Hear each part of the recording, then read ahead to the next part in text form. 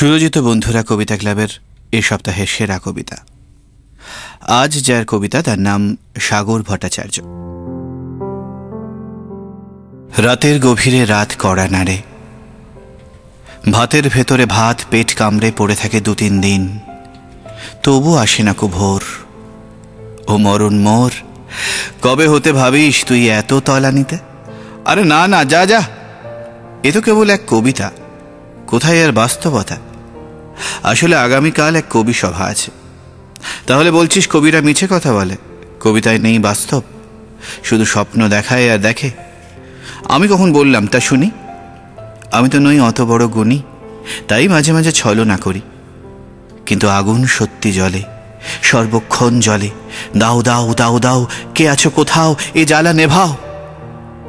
সত্যি চেয়ে দেখো, ওই শিশুটি শিশু গাছ ঘেঁষে ঘুমিয়ে আছে আজ 3 দিন। ওর ভাতের ভেতরে ভাত পেট কামড়ে পড়ে থাকে 2-3 দিন, তবু আসে না কো ভোর।